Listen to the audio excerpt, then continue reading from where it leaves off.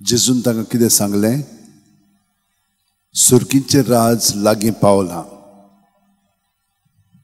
आनी आमी उद्गारान कितें आयकलां? देवाचें राज लागीं पावलां. जिवीत बदलात आनी शुभ वर्तमान मानून घेयात. ही जेजूची उतरां आसलेली आनी आतां तो तांकां धाडटा. जेजू जावन आसा तें सुर्गीचें राज.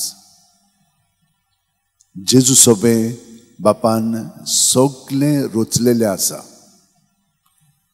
आनी रचल्या उपरांत ताचे येवजणे प्रमाणे मनशान जिवंक जाय आसलें, पूण ताका सहकार करूंक ताका तांकलें ना आनी ताका लागून देवाची येवजण पळय आसलेली ती सगळीच ओगडायली. आनी संवसारांत स्वर्गांत जाता पळय तशें जावंक जाय आसलेलें, पूण संवसारांत आतां आमी इफेन तयार केल्लें आसा आनी आमकांय तें बरें लागना, पूण आमी दुसऱ्यांकूय तातूंत ओडून घेता.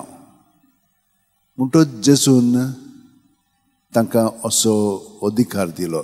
पयले सुवातेर तांकां आपयलें, तांकां शिकयलें आनी तो आतां तांकां पाठयता. तांकां कितें करता? तांकां पदवी दिता ह्या मेळ्ळ्या आत्म्याचेर आनी बरी करूंक तांकां तो घटाय दिता. म्हणटच ही पदवी कोणाच्यानूय घेवंक जायना. आतां आमच्यान दुसऱ्यां बरोबर रावली म्हणटच तांचें आयकोपाक आमकां खूब कठीण जाता, कित्याक आमी आमच्याच चिंतनांनी आसता आनी आमकां फुरसत ना. आमचें तांचेर थापतात, मागीर तांचें आमी आयकोंकूच ना अशें जाता.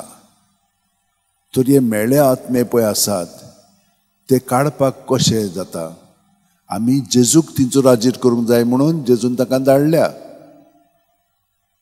ताच्या नांवांत आमी वेता आनी तो जशे भाशेन बरें कोत्तालो ते भाशेन तो आतां आमचें सगळें बरें कोत्ता.